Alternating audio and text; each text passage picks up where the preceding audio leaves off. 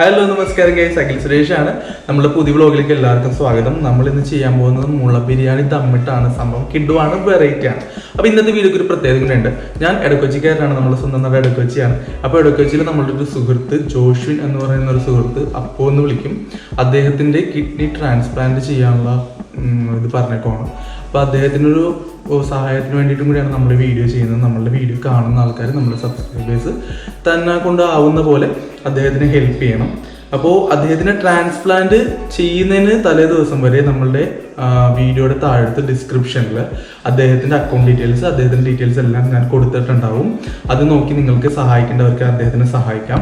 അതിനുശേഷം നമ്മൾ ഇത് ഡീറ്റെയിൽസ് കളയുന്നതാണ്. അപ്പോൾ വീഡിയോ ലൈഫ് ലോങ് നമ്മൾ ആ ഡിസ്ക്രിപ്ഷനിൽ ആ ഡീറ്റെയിൽസ് ഉണ്ടാവില്ല. അദ്ദേഹത്തിന് ആവശ്യത്തിന് മാത്രം ആ ഡിസ്ക്രിപ്ഷൻ ഉണ്ടാവും. ആ ടൈം വരെ നിങ്ങൾക്ക് അദ്ദേഹത്തിനെ സഹായിക്കാം. അതിനുശേഷം അത് റിമൂവ് ചെയ്യുന്നതാണ്. അപ്പോൾ എന്തായാലും നമ്മളുടെ വീഡിയോയിലേക്ക് കിടക്കാം. അപ്പോൾ വീഡിയോ ഇന്ന് ചെയ്യാൻ പോകുന്നത് മുള ബിരിയാണിയാണ്. ഇത് മുളയൊക്കെ നമ്മൾ സെറ്റ് ചെയ്തിട്ടുണ്ട്. മുള തന്നത് നമ്മളൊരു സുഹൃത്താണ്, ഇച്ചായൻ എന്ന് പറഞ്ഞ സുഹൃത്താണ്. അദ്ദേഹത്തിന് ഞാൻ വളരെ നന്ദി പറയുന്നു. അപ്പോൾ എന്തായാലും നമ്മളുടെ വീഡിയോയിലേക്ക് കിടക്കാം. നമ്മൾക്ക് വീഡിയോ എങ്ങനെയാണ് ചെയ്യുന്നത്, മുള ബിരിയാണി എങ്ങനെയാണ് ദം ഇട്ടുണ്ടാക്കുന്നത് നമുക്ക് നോക്കാം.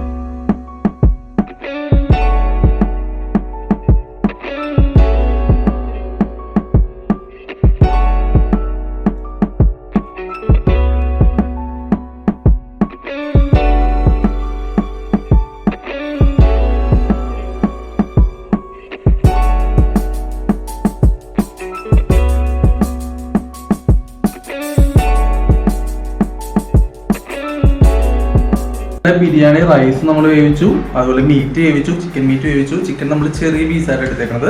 റൈസ് ഒന്ന് ബസ്മതി റൈസ് ആണ്. അപ്പോൾ ഇത് രണ്ടും നമ്മൾ നോർമലി ബിരിയാണി ചെയ്യുന്ന വീഡിയോസിന് മുന്നേ ഉണ്ട്, അതുപോലെ ചെയ്തു. ഇത് നമ്മൾ ചെയ്യാൻ പ്രത്യേകത എന്ന് വെച്ചാൽ മുള എടുക്കുക, അതുകൊണ്ട് നിങ്ങൾക്കറിയാം മുളയാണ്. അപ്പോൾ ഈ മുളയുടെ അകത്തേക്ക് നമുക്ക് റൈസും ചിക്കനും പിന്നെ നമ്മളുടെ എഗ്ഗും ഫില്ല് ചെയ്യണം. മുട്ടയും ഫില്ല് ചെയ്തിട്ട് നമ്മളിത് ദം ചെയ്യും. അപ്പോൾ ദം ചെയ്യുന്നതിന് ഒരു പ്രത്യേകത ഉണ്ട്. ആ പ്രത്യേകത നമുക്ക് ഇത് കഴിഞ്ഞിട്ട് കാണാം. അപ്പോൾ നമുക്ക് എന്തായാലും ഇതൊന്നും ഫില്ല് ചെയ്യാം.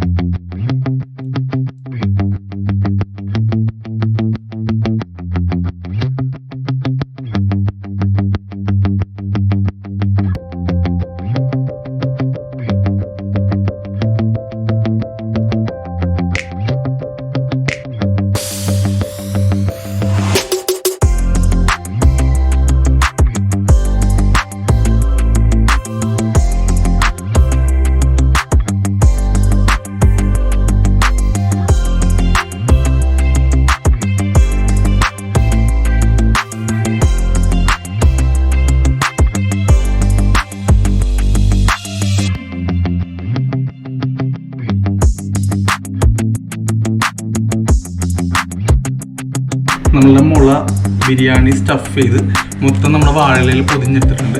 ഇനി ഇത് നമ്മൾക്ക് ദം ചെയ്യണം. അപ്പോൾ ദം ചെയ്യണതിൻ്റെ പ്രത്യേകത എന്താണെന്ന് നമുക്ക് നോക്കാം.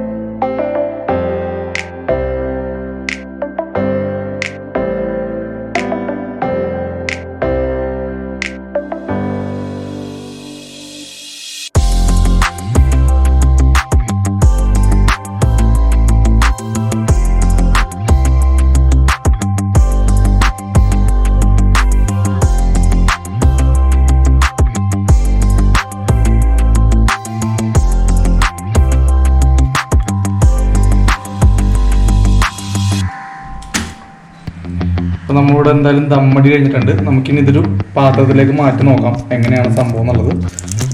നമുക്ക് ടേസ്റ്റ് ചെയ്ത് നോക്കാം.